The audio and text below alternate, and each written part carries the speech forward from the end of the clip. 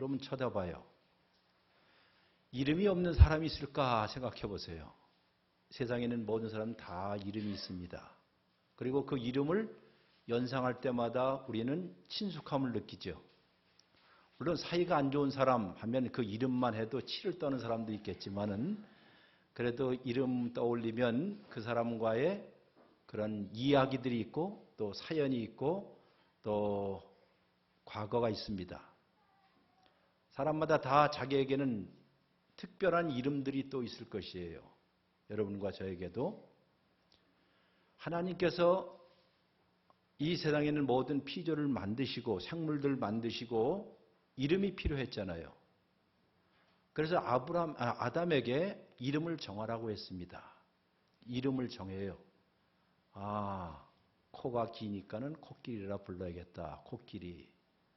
또 목이 기니까는 사슴이에요? 기린이에요? 기린이라고 불러야겠다. 너무나 뚱뚱하니까는 하마라고 불러야겠다. 각 모든 피조물에게는 이름을 정하도록 했습니다. 그러니 아담이 피조의 세계에 이름을 정했을 때는 이제 너와 나는 특별한 관계이고 내가 너를 알고 또 때때로는 내가 너를 통제할 수도 있다는 뜻이 이름이라는 뜻입니다. 사람에게 이름 부르는 건 참 좋은 일이지요. 우리 동양사회에서는 또 이름을 또 함부로 못 부르게 하죠. 근데 이름을 부르면 친숙해집니다. 서양에서도 이렇게 공부를 하다가 이제 서양에서도 뭐 박사학위를 할 때요. 네덜란드에서 있었던 일인데 선생님이니까 감히 그 그림자도 이제 못 건드리게 하는 것이 전통적인 그 풍습이에요. 한국은 더 하는데 제가 한 12년 이상 미국에 살다가 네덜란드로 유학을 갔을 때 그 네덜란드 선생님이 이 사람이 한국 사람이긴 한데 미국에 오래 살아서 미국 놈들은 보통 이름을 막 부르잖아요. 그런데 이제 이거를 아마 군기를 잡으려고 했든지 어느 날 이런 얘기를 해요.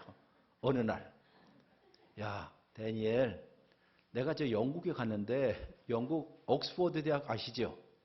옥스퍼드 케임브리지 대학교에 이제 학교 때문에 갔는데 그 멋있는 케임브리지 옥스퍼드 대학교의 정 가운데 정원이 있는데 잔디야. 잔디. 그런데 거기에 뭐라고 써 있는 줄 알아? Professor only. 교수만 잔디를 걸어갈 수 있대. 그러니까 학생들이나 다른 사람들은 이렇게 가외에 길로에서 갔고 교수만이 아주 푸르고 참 이쁜 잔디를 걸어갈 수 있어. 이렇게 저한테 얘기를 하는 거예요. 내가 영어로 I got you. 무슨 소리인지 알겠습니다. 무슨 소리인지 알겠죠? 그러니까 함부로 맘먹지 말라는 뜻이죠. 그렇죠? 왜냐하면 미국 사람들은 누구한테 하이 존, 하이 킴 뭐 이러잖아요. 미국 사람들은 그냥 이름을 막 불러요. 그런데 유럽 사람들은 전통이 있어서 꼭 뭐 sir이라든가 뭐 선생님이라든가 꼭 이렇게 붙여요. 자, 이렇게 지내다가 몇 년을 지내다가 이제 친숙해질 거 아니에요? 그리고 최종적으로 이제 박사까지 되고 이제 긴 사귐 가운데 맨 마지막이 되면 보통 이렇습니다. 이제서부터 내 이름을 불러. 내 이름을 부르래. 그전까만 해도 교수님, 무슨 박사님 이렇게 불렀지만은 지금서부터는 자기 이름을 부르는 거예요. 자, 이름을 부른다는 것이 무슨 뜻이죠, 이제? 친숙하다는 것이죠. 친숙하다는 그 뜻이에요. 이름이라는 것. 근데 우리 한국말 가운데 또 이런 말이 있습니다. 누구에게 이름 짓는다는 말이 있어요. 이름 짓는다는 말을 다른 말로 별명 짓는다는 말 하지요. 그러니까 그 사람에 대해서 그 사람의 어떤 특정한 성격이라든가 뭐 좋지 않은 우리 별명을 많이 지어요. 우리 초등학교 때 아마 학교 다닐 때 여기 가운데서 자기 별명 없는 사람 한번 손 들어보세요. 다 별명도 하나씩 있었죠. 무슨 별명 있었어요 혹시 우리 편집사님? 아마 학교 다닐 때 친구들이 별명씩 하나씩 다 지어줘요. 그런데 그 별명들은 대부분 좋다 나쁘다. 좀 기분 나쁜, 예? 예? 저는 호씨라고 해서 유호인에 꼭 호떡이라고 불렀어요. 얼마나. 그런데 나보다 힘이 세고 등치가 큰 놈이기 때문에 말도 못하고 평생이 한이 되는데요. 40 몇 년 만에 그때 작년인가 재작년에 고등학교 동기 동창들 처음 만났습니다. 예? 그러니까 졸업한 후에 서로 나는 세속의 길을 가지 아니하고 전혀 따로 지내다가 어떻게 해서 이제 그 친구들이 저를 찾아와서 다들 은퇴한 사람들이 찾아와서 이제 보는데 그때 나한테 별명을 하고 나보다 좀 등치가 큰 놈이 있었는데 그동안 안 자랐는지 나보다 작아요. 아유, 저게 말이야. 어? 이름을 짓는다는, 별명을 짓는다는 것이 바로 그거 아니에요. 별명. 근데 성경을 보면 성경도 특정한 사람들에게 별명을 지어요. 좋은 뜻일까요? 나쁜 뜻일까요? 나쁜 뜻이에요. 오늘 여러분들이 읽는 이 성경이 바로 그런 본문 중에 하나입니다. 여러분, 라합하면 그 앞에 어떤 별명을 꼭 붙였죠? 기생 라합, 또 창녀 라합. 사실상 이 기생 라합에 관한 이야기가 2장에 있어요. 여호수아 2장에 있는데요. 여호수아 1장을 쭉 읽어보시면, 자, 모세도 이제 죽고 약속의 땅에, 가나안 땅에 이제 들어가게 되어서 여호수아가 리더가 되어서 이스라엘 백성들을 이끌어가는 이야기입니다. 근데 이끌어가기 바로 직전에 하나님께서 이런 말씀을 해요. 네가 앞으로 가나안 땅에 들어가게 되면 7부족들, 가나안에서 가장 강력한 부족들이 7부족들이 있는데 너희가 감히 상대하기 힘든 버거운 상대들이 앞에 있을 거야. 비록 하나님께서 너희들에게 약속의 땅으로 주어졌지만은 이 약속의 땅에 들어가게 되면 그저 놀고 먹는 게 아니라 그 약속의 땅을 쟁취를 해야 되는데 거기에는 7부족들이, 막강한 부족들이 버티고 있을 거야. 여러분, 그럴 경우에 이 이스라엘을 이끌어가는 여호수아의 입장에서는 무엇을 많이 해야 할까요? 군사를 잘 훈련시키거나, 그래야 할 거 아니에요? 우리가 가진 자원들이 무엇인가를 잘 살피거나 이렇게 이야기를 해야 되는데 성경은 전혀 여러분과 저에게 다른 방식을 가르쳐 줍니다.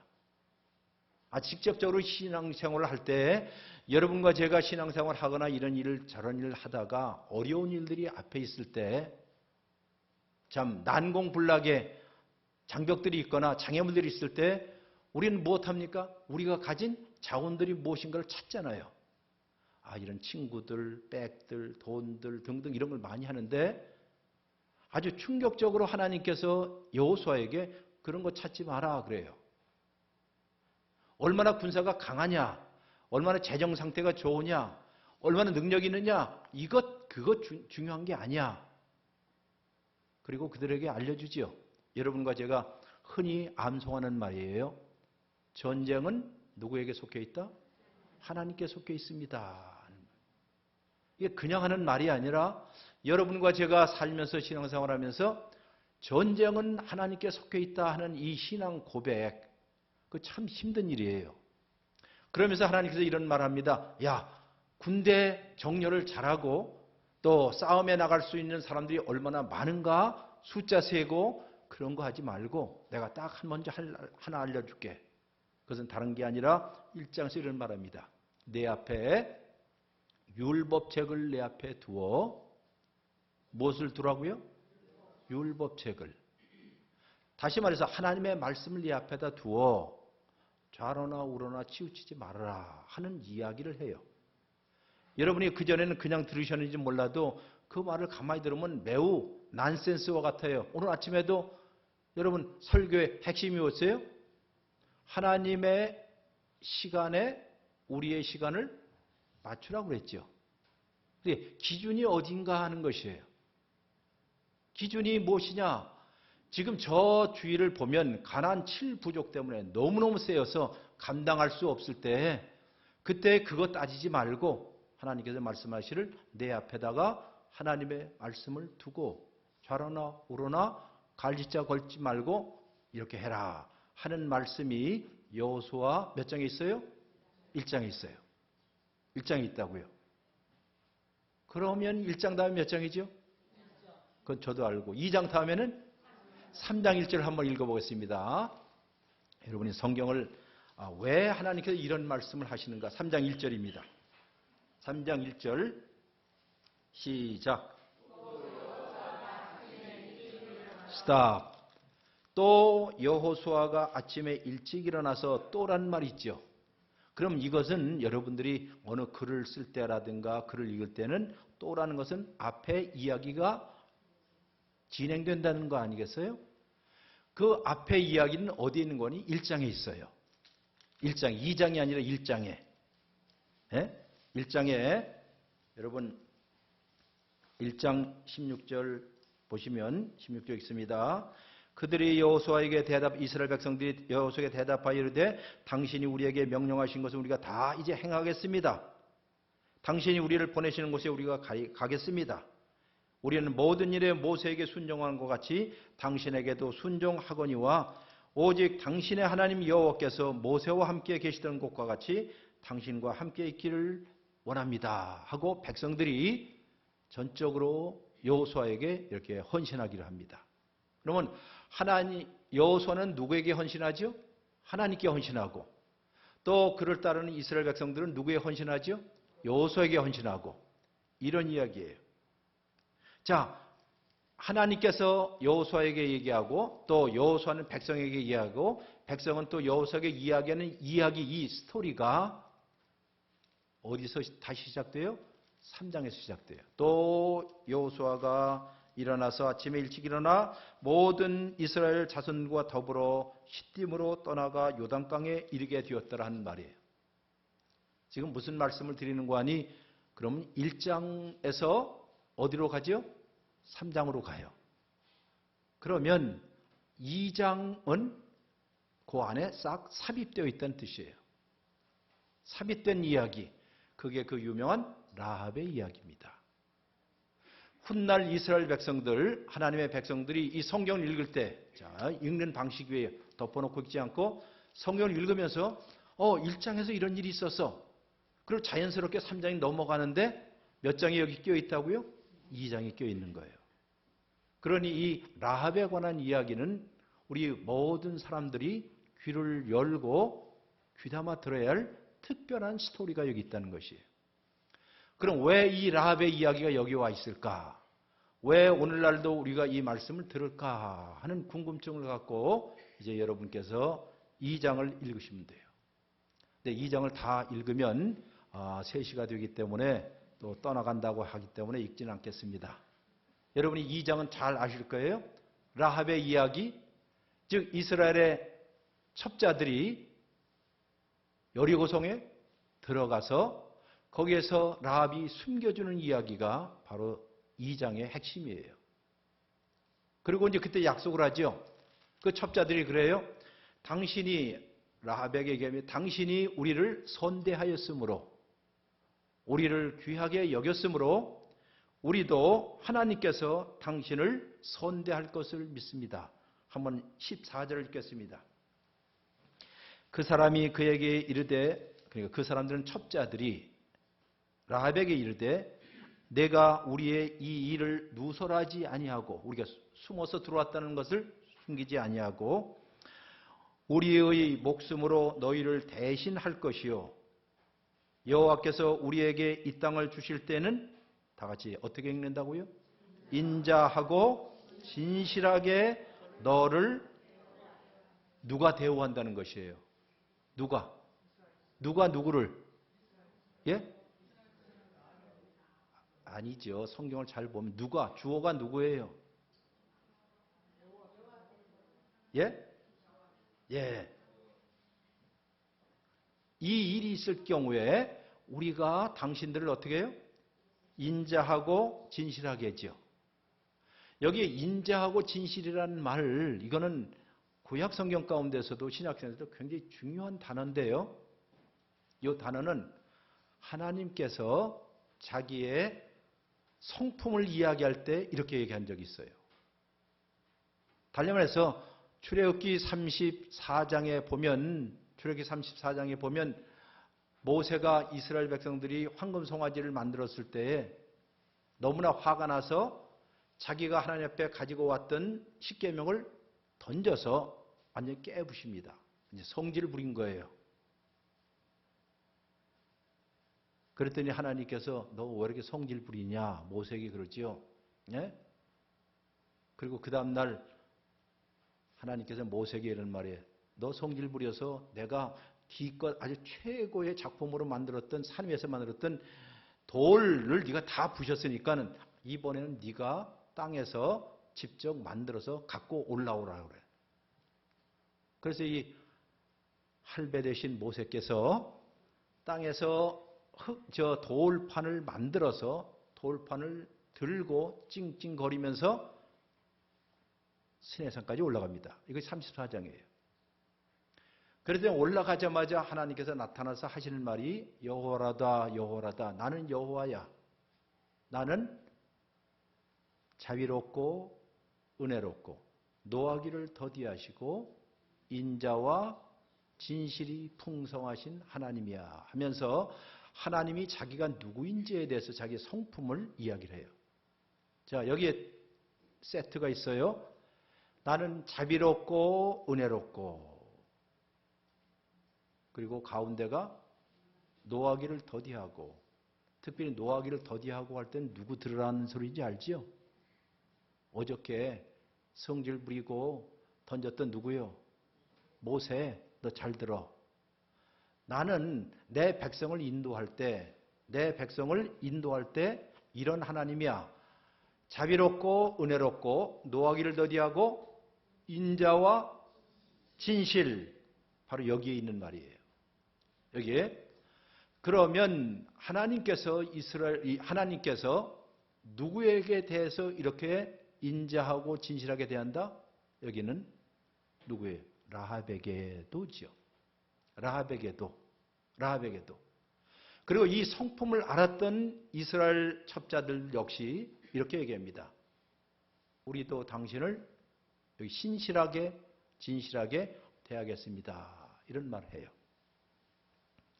왜 이런 말을 하는고 하니 요 가운데 있는 요 라합의 이야기는 오늘날 우리 그리스도인들이 잘 들어야 하는 이유 중에 하나가 라합을 꼭 이름 지을 땐 뭐라고 붙인다고요? 기생 혹은 장녀. 원래는 기생도 아니고 장녀도 아니고 그냥 우리 한국식으로 얘기한다면 주모입니다. 주모. 전에도 이야기했지만 과천을 넘어서 임금님이 계신 한양으로 가기 위해서는 이 수원으로 해서 과천을 넘어갔잖아요. 과천을 넘어갔습니다. 그러니까 과천에 제일 많은 데가 뭐라고 그랬지요? 주막거리라고 그랬죠. 주막. 그러면 주막이라는 것은 막걸리 한잔 할 뿐만 아니라 또 밥 먹고 쉬는 곳이라는 뜻이에요. 그래 여기에 무슨 창녀라든가 무슨 기생이라는 이런 건 원래 아니고 고대에서는 그냥 주막거리에서 음식을 팔고 뭐 하는 사람을 뭐라고 부른다고요? 우리가 주모라고 그랬잖아요. 주모예요. 주모라고 생각하시면 돼요. 그 정도예요. 후에 많은 사람들이 이 여자분에게 이름을 아주 좋지 않게 자꾸만 지어준 거예요. 기생이니 또 창년이 혹은 포준이. 그러나 그냥 고대에 있어서 주모라고 생각하시면 돼요. 근데 이런 전통이 너무너무 오래 있어서 오랜 동안 있다 보니까는 이 라합에 대해서 그 여자에 대해서만 생각을 해서 지금 그런 이름, 별명을 계속 붙여줬어요. 심지어 신약에서도 히브리서 11장 거기 있는 대로 히브리서 11장 31절에도 이런 말씀이 있습니다. 같이 읽습니다. 시작. 거기 없나요? 히브리서 11장 31절 시작. 믿음으로 창녀 라합은 정탐꾼을 평안히 영접하였으므로 순종하지 않은 자와 함께 멸망하지 아니하였더라. 여기에 중요한 단어가 뭘까요? 평안히 영접했다는 것이죠. 누가요? 라합이. 누구에게? 이스라엘 정탐꾼 아니에요. 그러면 우리가 이 세상 살면서 피는 물보다 진하다라고 그러잖아요. 여기는 피는 물보다 진합니까? 아니죠. 피는 물보다 진했더라면, 우리가 자연적인 본능에 의했다면, 여기 라합은 누구죠? 이거 매국노 아니에요? 매국노. 매국노지요. 이적자 아니에요. 그럼에도 불구하고 그를 영접했다라고 얘기해요. 무엇으로 영접해요? 믿음으로라는 말이지요. 믿음으로. 사람의 인간과의 모든 경계선이라든가 혈연이나 이런 걸 넘어서서 그쪽이나 이쪽이나 지금 누구를 섬겨요? 한 분 하나님을 통해서 하나가 돼요. 자, 한 분 하나님을 섬기고 하나님을 영접하고 하나님을 의식하기 시작하면서부터는 무엇이 없어지죠? 인간이 만들어 놓은 모든 경계들을 넘어서게 됩니다. 또 하나 있어요. 그 다음에도 신약에서도 또 야고보서 2장에서도 이야기합니다. 이와 같이 기생 라합이 사자들을 접대하고 다른 길로 나가게 할 때 행함으로 의롭다 하심을 받은 것이 아니더냐? 그러면 행함으로 의롭다함을 받았다 안 받았다? 받았다는 뜻이죠. 여기서는. 여기에 접대한다는 말이 있어요. 여기도. 저 위에서는 영접했다, 접대했다, 환대했다는 것이에요. 자기가 접대할 수 없는 사람, 또 자기가 환대할 수 없는 사람, 국경을 넘고 인종을 넘고 사회적인 신분을 넘어서 한 분 하나님 안에서 한 백성이 되는 일들, 이런 사람들이야말로 진짜 하나님의 백성이 돼요. 그러면 라합 이야기, 이 이야기의 맨 마지막 종결 5번 보시면, 종결 부분을 보시면 읽습니다. 시작. 그녀와 그녀에게 속한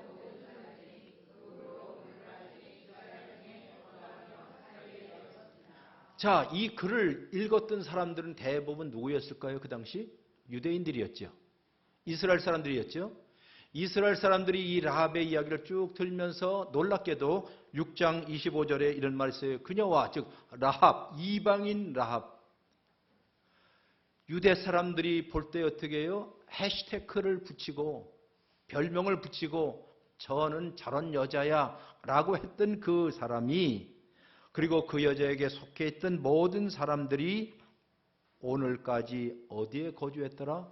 이스라엘에. 그럼 이 성경을 읽는 사람은 이런 뜻일 거예요. 누가 하나님의 백성일까?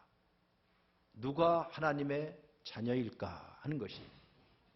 하나님의 백성과 하나님의 자녀는 특정한 인종도, 특정한 성별도, 특정한 어떤 신분도, 특정한 피부색에 의해서 결정되는 것, 그게 아니라는 것이에요.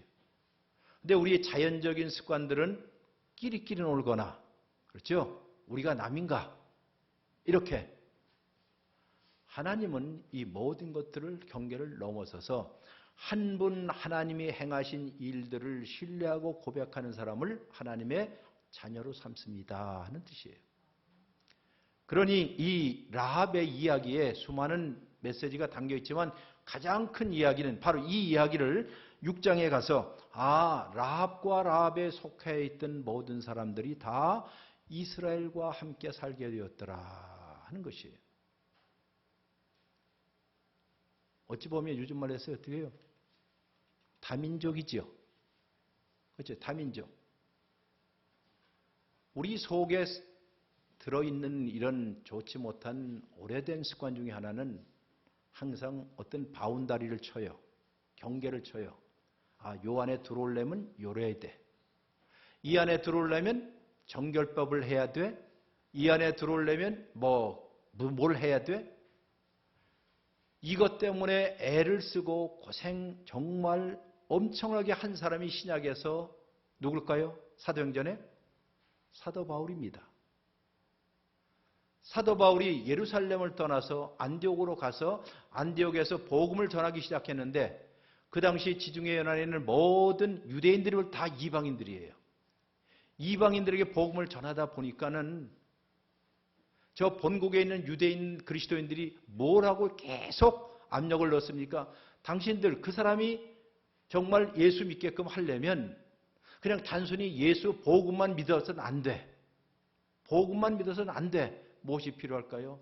정결 규례도 있고 할례도 받아야 하고 무엇도 받아야 돼. 예? 그렇게 해야지 적어도 우리 유대인과 같은 그리스도인이 될 게 아니냐 하면서 계속 압력을 넣어요. 엄청나게 압력을 넣어요. 그것 때문에 사도 바울이 마음고생을 엄청나게 합니다. 본국으로 가서 이런 일 저런 일 다 겪어가면서 그게 아니지 않습니까? 우리가 예수 그리스도를 통하여서 하나님의 자녀가 되고 한 백성이 되었으니 예수 그리스도를 믿는 것 그것이 중요한 것이지 그 외에 나머지 것들은 죽고 사는 문제가 아니지 않습니까? 근데 왜 이런 걸 갖고 나를 괴롭히십니까? 여러분이 사도 바울의 서신을 읽어보면 다 이런 문제들이에요. 예? 이거 하시오, 저거 하시오, 이거 하시오, 저거 하시오. 그럼 이런 이방인들에게도 그걸 다 요구하는 것이에요. 그때 사도 바울이 아닙니다. 아닙니다. 우리가 누구를 예수 그리스도를 주라고 고백하고 그가 우리의 하나님이시요 우리의 주님이시란 걸 믿으면 그러면 우리의 인종적인 차별도 신분적인 차별도 또 성별의 차별도 없이 우리는 다 무엇이다? 하나입니다 하는 것이에요. 이 공동체를 만드는 것. 그러니 훗날 또 하나만 이야기를 하면요. 훗날 이스라엘 백성들이 바벨론 포로에 잡혀갔다가 다시 돌아오게 되었을 때 바벨론에서 포로에서 귀환했을 때 다 돌아오지 않았습니다. 왜냐하면 바벨론에 산 지가 몇 년 됐죠? 70년 됐으니까는 거기에서 애를 낳고 거기서 자녀를 기르고 거기서 중학교, 고등학교, 대학까지 다니고 거기에서 대학원도 다니는 애들도 있고 대부분 직장을 잡았어요. 직장을 잡고 거기서 살다 보니까는 바벨론 문화에 바벨론 이교적인 문화 가운데 몸에 배기 시작했잖아요. 그런데 어느 날이라고요? 어느 날 몇몇 사람들이 야 이제는 어디로 돌아가자? 고향으로 돌아가자. 고국으로 돌아가자. 잃어버렸던 그 땅, 하나님을 섬겼던 그 땅으로 돌아가자 할 때 다 따라 나왔습니까? 아니에요. 다 따라 나오지 않았어요.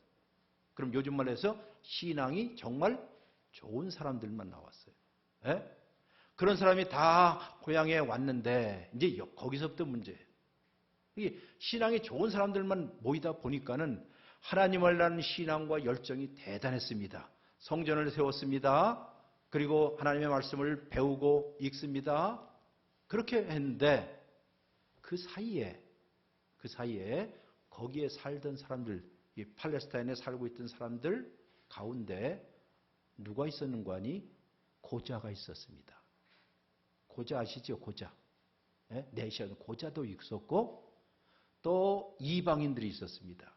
그러니까 순수 유대인 혈통을 버린 요즘 말해서 옛날에 잡종. 우리가 옛날에는 우리 어렸을 때 아주 심하게 얘기했잖아요. 뭐라고 그랬어요? 튀기라고 하고 또 일본말로 아이노꼬라고 그랬잖아요. 그렇게까지 했던 이방인들과 고자들이 하나님을 믿었어요. 하나님을 믿었어요. 어떤 사람들이? 그리고 하나님을 믿고 하나님한테 정말 기도하고 신앙생활하는데 그 당시에 돌아왔던 유대인들이 신앙이 좋았던 유대인들이 아주 순결했던 유대인들이 그들을 보니까는 저것들이 고자가 하나님의 성전에 와서 예배를 드린다? 이거 부정한 놈들이 이방인들이 이륙급 신자들이 교회에 와서 예배를 드린다? 이거 견딜 수 없었습니다. 그래갖고 눈치 주고 또 그냥 갑질을 하고 온갖 것을 하자 고자들과 이방인들이 가만히 들어보니까는 이제 봤더니 여지까지 하나님은 공평하신 분인 줄 알았더니 하나님도 못하다 차별하는 듯 느꼈어요. 열정적이고 신앙적이고 좋은 사람들은 하나님께서 그의 기도를 들으시는 것 같고 자기의 기도는 잘 안 듣는 것 같이 느껴졌어요. 그들이 오기 전에는 고자와 이방인들이 하나님과 언약을 맺었어요. 그래서 확실했습니다. 분명히 하나님 우리를 사랑하셔. 내가 하나님 백성이 되었어라고 확신이 들었는데 어느 날 이것도 누구로부터요? 가장 신앙이 좋다고 했던 유대인들, 귀한 공동체 사람들이 자꾸 손가락질을 이럴 수 있냐, 저럴 수 있냐, 이럴 수 있냐 계속. 그러면 그런 말을 한두 번도 아니고 계속 들으면 그 사람들은 점점 신앙이 흔들리기 시작해요. 아마 그런가 봐. 저 사람들이 왜 저러지? 그러다가 이제는 누구에게도 의심을 품을까요? 하나님께도 의심을 품기 시작해요. 하나님도 아마 그럴 것 같아. 내가 세상 살아보니까는 이 세상에는 그래도 빽이 있어야 되고 못도 있어야 되는데 종교도 그런 것 같고 교회도 그런 것 같아. 다 빽이 있고 좀 센 사람들은 그래도 하나님이 좀 더 잘해주는 것 같아. 이런 마음들이 들기 시작한 거예요. 그때 선지자를 통해서 예언자를 통해서 하나님이 양쪽에다 다 얘기합니다. 너희들 그래 저 바벨론에서 귀환해서 나를 섬긴다고 그 내 열정은 알겠어. 그러나 그건 잘못된 열정이야. 나는 이방인이나 고자나 너희나 똑같이 어떻게 해요? 사랑해. 똑같이 사랑해. 에? 가장 똑같이 사랑해. 여기서 여러분에게 한번 질문 드릴게요. 우리 몸의 중심이 어디죠? 몸의 중심이 어디입니까? 한번. 어딜 것 같아요? 몸의 중심이 어딜 것 같아요? 한번 아무렇게나 대답해 보세요. 아무나 말 잔치. 어디요? 예? 허리가 중심이다. 또 어떤 사람은 머리다. 어떤 사람은 심장이다. 어떤 사람은 가슴이다. 이렇죠? 그런데 정답을 알려드릴게요. 몸의 중심은 가장 약해서 아픈 곳이 중심입니다. 왜 그러냐? 어딘가 아프면 여러분 온 신경이 어디로 가요? 바로 거기. 그게 중심 아니에요?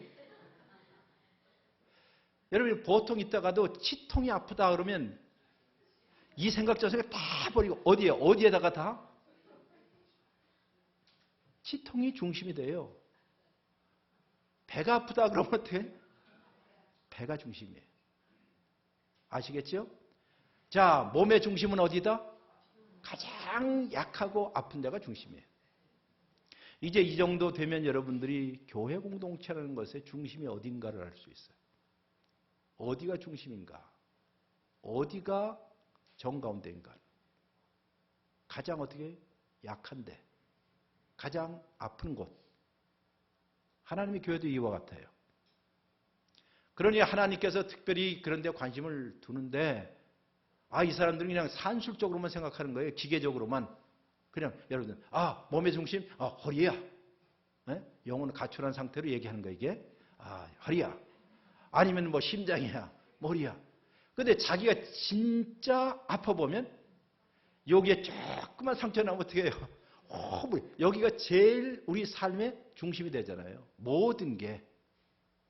그렇구나. 그거를 늦게 배워요. 늦게 배워요. 그럼 오늘 이 라합의 이야기도 훗날 100년, 200년, 300년, 400년에서 훗날 이스라엘 백성들이 이 기사를 읽을 때, 이 이야기를 들을 때 1장에서부터 3장 그냥 넘어가도 됨에도 불구하고 몇 장이 있다고요? 2장의 독특한 에피소드가 여기 있을 때는 왜 이 말씀을 우리에게 주시는가 하는 것이에요. 대답은 누가 하나님의 백성인가 하는 것이에요. 누가 참 하나님의 백성인가? 하나님의 백성을 규정하는 것은 이 사람이 하나님의 자녀야 하나님의 백성이야라고 규정하는 것은 그 사람이 오랜 동안 내가 유대인으로 태어났기 때문도 아니고 내가 오랜 동안 교회 생활을 했던 것도 아니고 내가 오랜 동안 교회에 어떤 타이틀을 갖고 있었던 게 아니라 하나님께서 행하신 위대한 일들에 대해서 자기가 신앙 고백하는 사람이에요. 그것이 유대인이든지 헬라인이든지 누구든지 오늘 여기 라합도 그렇거든요. 내가 소문으로 들었습니다. 하나님께서 당신이 믿었던 하나님께서 저기 홍해바다를 가르시고 광야를 지나게 하시고 만나를 먹이셨던 그 이야기, 저쪽에 오시기 전에 요단 동편의 두 왕들을 무너뜨렸던 그 전쟁에 능하신 하나님인 것을 우리가 듣습니다. 그 하나님이 우리에게도 오실 것을 난 믿습니다 하고 못했다고요? 신앙 고백하는 것이에요. 신앙 고백을 통해서 하나님의 백성이 돼요. 그래서 그 훗날 바로 이 라합과 라합에게 속한 사람들이 아직까지 어디에 살았더라? 이스라엘 땅에 살았더라 하는 것이에요. 여러분이 6번을 보시면 이런 말이 있을 것입니다. 종교적인 순결주의가 있어요. 종교적인 순결주의. 우리는 정말 순수해. 그리고 인종적인 순혈주의가 있어요. 우린 피가 섞이지 않았어.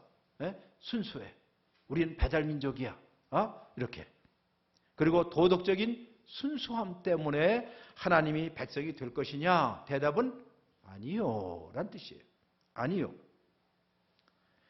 만약에 순결을 따지고 종교적인 순결을 따지고 인정적인 순혈을 따지고 도덕적인 순수함을 따진다면 유대인이 아니었던 라합은 그리고 그 라합에 속했던 자녀들은 이 세상에서 사라져야 할 존재들이고 무가치한 존재들이고 없어져야 할 존재들이었을 것이에요.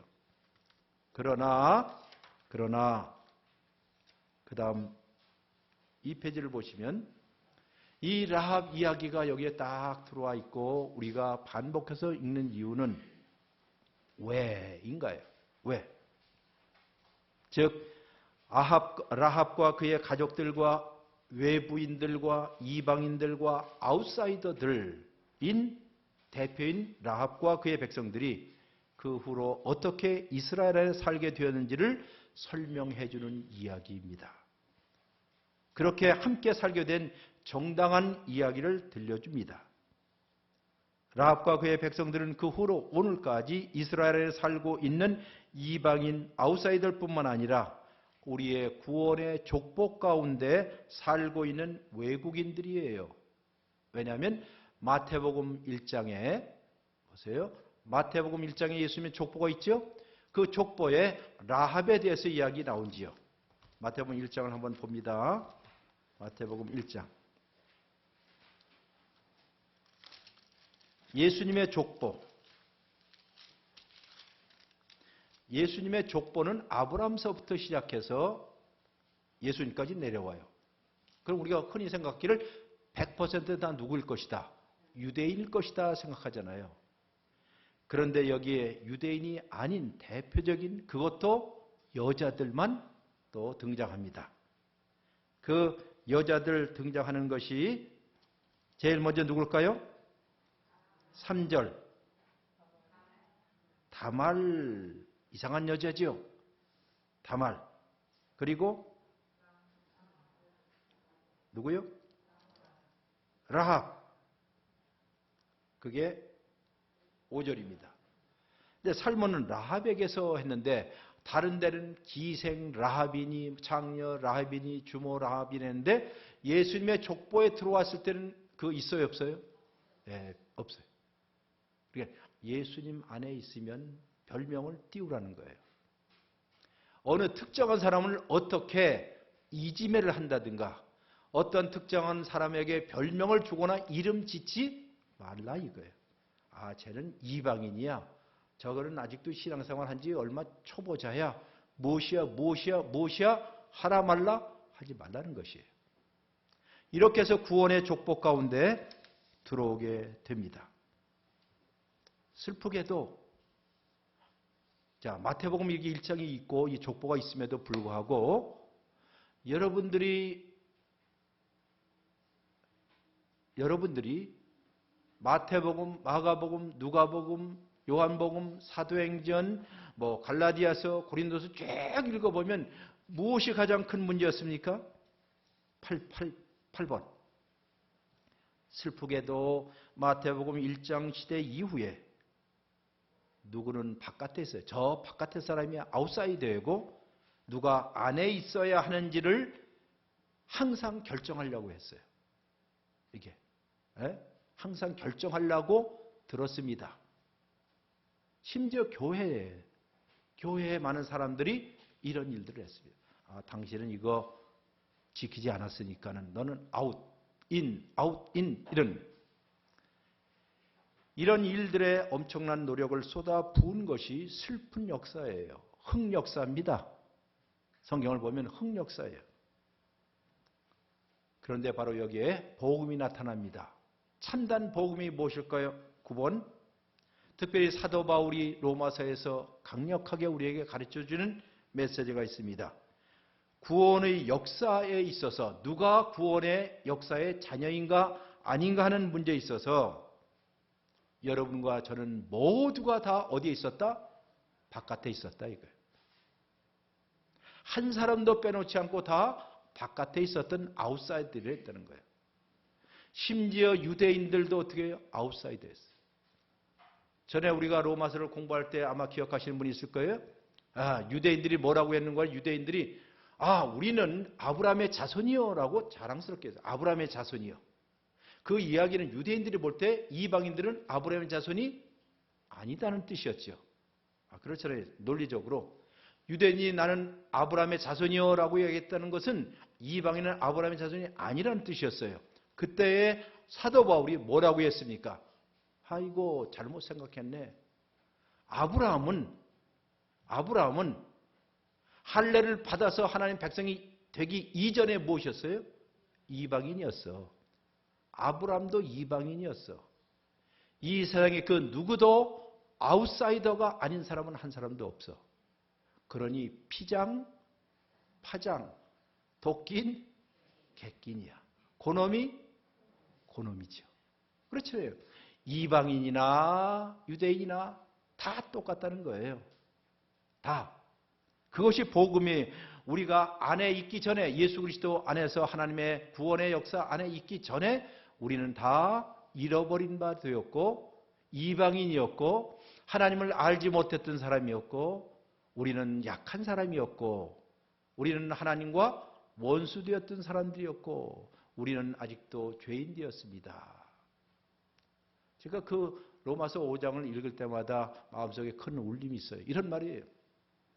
우리가 아직도 약할 때, 약해서 아무것도 할 수 없을 때, 우리가 아직도 죄인이었을 때, 하나님을 알지 못했을 때, 우리가 하나님과 원수되었을 때, 때가 3번 나와요. 그 다음 말이 뭘까요? 그 다음 말이 뭘 것 같아요?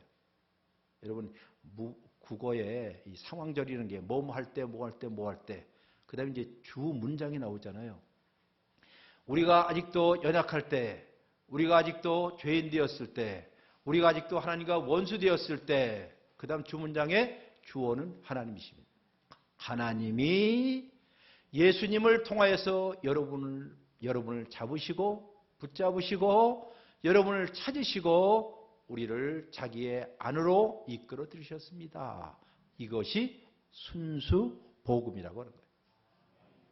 이런 순수 복음을 알게 되면 우리가 신앙생활 실제적으로 할 때 실제적인 우리의 삶의 방식이 달라져요. 사람 차별한다 안 한다? 안 하게 됩니다. 누구든지 아무나 하나님의 공짜, 하나님의 은혜로운 손 내심에 누구든지 오십시오. 누구든지 오십시오. 믿는 사람마다 그 다음 복스러운 소리 하는 뜨니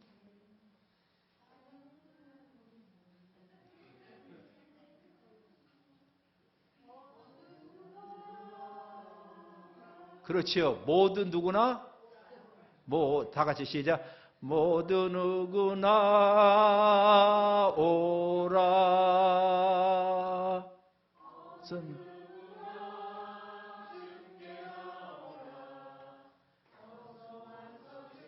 말씀 들으라.